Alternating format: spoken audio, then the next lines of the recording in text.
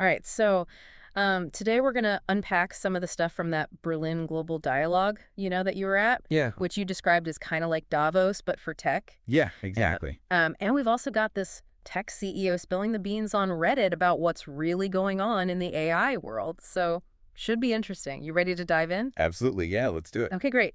So you spent some time at this Berlin Global Dialogue, rubbing shoulders with the tech elite. What was the overall vibe like there?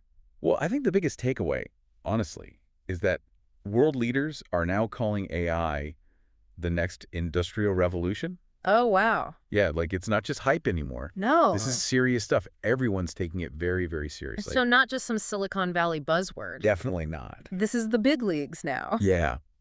And here's where it gets really interesting. Even with all the talk about, AI's potential, there's also this palpable sense of uncertainty. Really? Yeah, and even amongst like the people at the very top. So they know it's a big deal, but they don't know exactly how it's all going to play out. Exactly. Yeah. And our Reddit insider, he mentioned that one CEO just straight up admitted to replacing 300 employees with Whoa. OpenAI's APIs. Wow, 300 people. Yeah, and even the OpenAI rep, I don't think he was expecting that because Yeah. it just sort of slipped out. That's wow. I mean, that's a pretty stark illustration of how AI could impact like the job market and not necessarily in a good way for everyone, right? Yeah. So like what does that even mean for someone like me who's not a coder or a data I mean, scientist? it's the million-dollar question, Right. right? Like Yeah. everyone is trying to figure that out. It's interesting. You can almost think of like AI development as this, kind of like a race. Oh, okay. And right now, Europe is definitely feeling the pressure to catch up with the US and China. So like a tech Cold War Yeah. with AI as the weapon. Kind of. Yeah, that's a good way to put it. I mean, think about what it means for like everyday life in Europe. Okay. Like what technologies are available, the types of jobs. Yeah. Macron, actually, he's been pushing really hard for this unified European technology market. Interesting. Yeah, like he wants to create a European version of OpenAI. Wow. So they're not completely reliant on US companies. Okay. So it's not just about like who has the best algorithms, it's about who controls the future of technology. 100%, yeah. And that actually leads into another big talking point from the dialogue, Yeah. education, and how like traditional upskilling, it might not be enough this time around. Oh, interesting. Yeah, and our Reddit CEO, he actually said that we need deep, like foundational education in AI and machine learning, like Yeah. even for people in their 40s and 50s who are facing career changes. Wow. So you're talking about like massive societal change here, not just like learning a new skill. Exactly.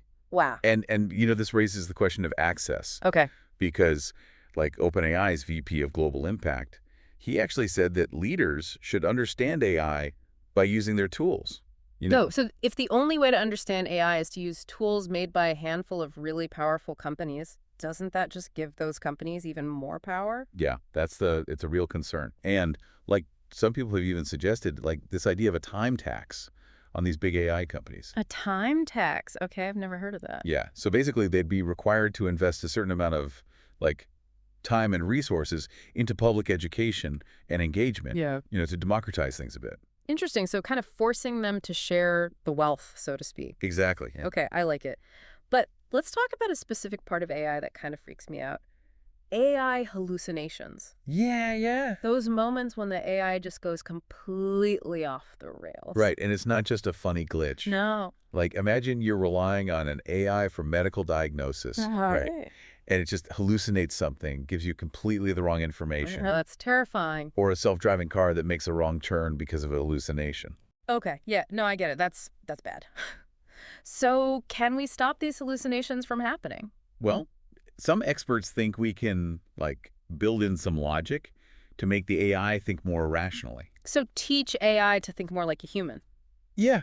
I mean, that's the hope, but it's not Yeah. so simple, right? No. Because there's another school of thought that says, like, this unpredictability, that's part of what makes AI so powerful. Right? So it's a trade-off, like predictability versus creativity. Yeah, and finding that balance, that's the challenge, especially as we start relying on AI for more important things. Absolutely. Okay, yeah. Wow, this is already a lot to process. But there's another thing we need to talk about too, and this is about the data that's used to train these AI models, because a lot of it is copyrighted material, right? Music, art, writing. Yeah, and a lot of artists and creators, they're not very happy about it. I bet. So is this even legal? Like, where do we draw the line? That's the big question, isn't it? Because on one side, you've got, artists and creators, and their livelihoods depend on copyright. Right. And then on the other side, you've got these AI developers saying they need, like, massive amounts of data. Sure, but what about the little guy? It's a tough one. It is, yeah. I mean, is this fair use? Should artists be compensated? These are all questions that are being debated right now, and I don't think there are any easy answers. No, I don't think so either, but it'll be interesting to see how this all plays out. Absolutely. Yeah. And it's not just about, existing art. Right. Like, what happens when AI can create a hit song or, like, write a best-selling novel? What does that even mean for human creativity? It's going to be fascinating to watch, that's for sure. It is. It's kind of mind-blowing. But okay, so we've talked about the big picture stuff, but what about, like, the more practical side of all this? Because some companies are like, AI is the future, everything's going to be amazing. But then others seem to be a little more, I don't know, hesitant, maybe. Yeah, for sure. And I think our Reddit insider actually summed it up really well. Okay. He said that, like, yeah, some companies are seeing these huge productivity gains from AI, but others are admitting that most of their AI projects, they're not really adding much value yet. So there's a disconnect between the hype and, like, what AI can actually deliver right now. Yeah, exactly. It's like they're trying to, I don't know. Force it. Yeah, force it, exactly. It's Yeah, like yeah. trying to fit a square peg into a round hole. Yeah, totally. Okay. So then what is AI actually good at right now? Like, what can it do well today? Well, based on what we're seeing, I mean, it's really good at generating text, images, even videos. Okay. It can have conversations, which makes sense Right. given how much data it's been fed. Right. And then also, like, computer vision, especially in manufacturing, that's a big one.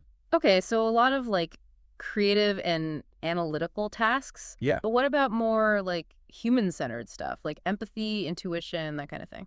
Well, that's the million-dollar question, isn't it? Right. I mean, there's definitely potential there, but Right. we're still very much in the early stages. So a healthy dose of skepticism is still warranted. For sure. Yeah.